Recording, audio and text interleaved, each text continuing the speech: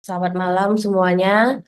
Thank you teman-teman atas waktunya, waktu luangnya untuk belajar tentang basic tax planning. Terima kasih juga kepada Bang Ridwan ya. Setiap tahun nih selalu kasih kepercayaan dan kesempatan yang sama buat saya untuk membawa topik atau materi tentang pajak atau tentang tax planning lah begitu.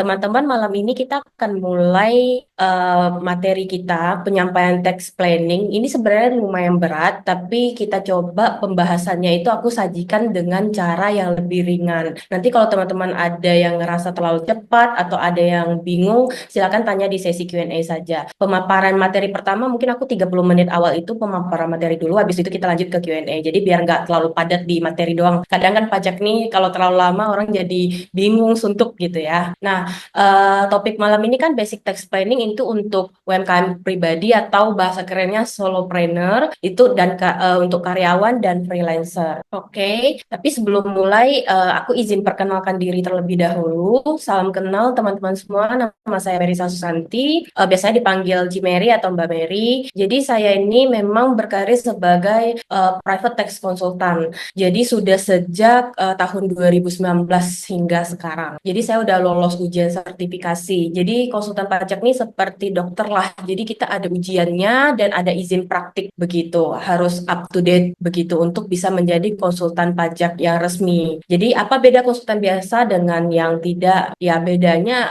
di izinnya karena kita mengajukan diri, kita ikut ujian, lalu kita dapat izin izin praktiknya dan kita terdaftar di bawah Kemenkyu lah gitu, di bawah OJK juga gitu kan.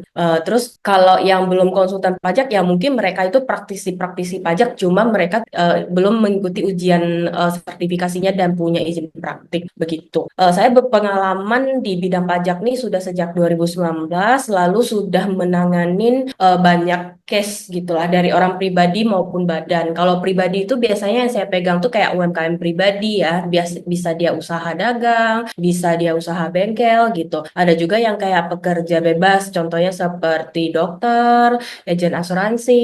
Dokternya lebih ke dokter gigi gitu sih, agen asuransi, atau dia memang konten kreator gitu, tapi dia pemenuhan kewajiban perpajakannya tuh masih pakai NPWP pribadi, dan sebagainya lah contohnya ya. Untuk orang pribadi, kalau untuk badan udah beragam juga sih bidangnya. Saya pernah pegang yang konstruksi, yang SPBU gitu ya. SPBU akhir ini lagi viral ya Pertamina ya.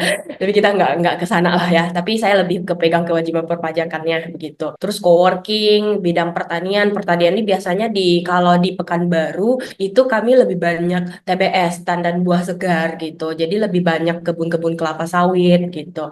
Usaha dagang biasa sampai event organizer. Event organizer nih ya biasa lah ya, IO untuk handle-handle kegiatan-kegiatan jika diperlukan. Ada juga sih terakhir ini saya pegangnya itu untuk yang bergerak di bisnis bidang ini rokok elektrik, sama yang terakhir ini kafe. Tuh, udah baru pegang juga. Selain pengalaman di pajak, saya juga seorang financial planner yang sudah bersertifikasi CFP dengan spesialis ya memang karena saya suka perencanaan, terus bidangnya khususnya di pajak juga. Jadi biasanya saya suka combine tuh kalau misalnya ketika klien minta susunin perencanaan keuangan, minta ditanyain saran investasi dan segala macam, saya suka mempertimbangkan perencanaan pajaknya juga dalam keuangan bisnisnya maupun pribadinya supaya ketika mereka invest pun atau mereka bisnis pun atau investasi pun ke instrumen yang sekiranya itu menguntungkan atau pajaknya yang murah dan memang itu tidak begitu resiko buat mereka begitu. Karena memang ada beberapa instrumen investasi yang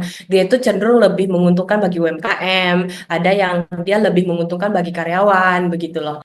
Jadi nggak setiap orang sama karena kan beda-beda ya pribadinya ya. Terus saya juga merupakan praktisi yang sudah punya pengalaman 5 tahun di bidang akuntansi dan pajak. Saya memang alumninya dari jurusan akuntansi, lalu berkarir di bidang pajak menjadi konsultan pajak, lalu tertarik lagi nih dengan perencanaan keuangan. Pertama tertarik dengan investasi sih, cuman setelah saya pelajari ternyata jago investasi itu nggak cukup kalau misalnya kita nggak bisa ngatur keuangan sendiri itu dengan baik, karena banyak orang juga dia jago mencari duit tapi dia tidak mampu mempertahankan menyelamatkan kekayaan dia itu. Makanya menurut saya ilmu keuangan untuk merencanakan keuangan kita juga penting. Gitu sih. Saya juga suka sharing tentang pajak maupun perencanaan keuangan. Cuma memang udah dalam sekitar 1-2 tahun ini saya lebih banyak vakum ya. Saya memang lebih banyak megang klien di 2 tahun terakhir ini. Seringnya di belakang layar aja gitu. Kadang-kadang kalau misalnya Bang Ridwan ngajak collab atau apa, saya lagi selalu saya nolak gitu loh karena nggak bisa lagi handle klien gitu karena banyak 2 tahun terakhir ini banyak sekali surat cinta atau pemeriksaan yang ke wajib pajak ya. Jadi banyak klien yang minta ini di handle pajaknya begitu. Nah, mungkin itu sekilas perkenalan dari saya.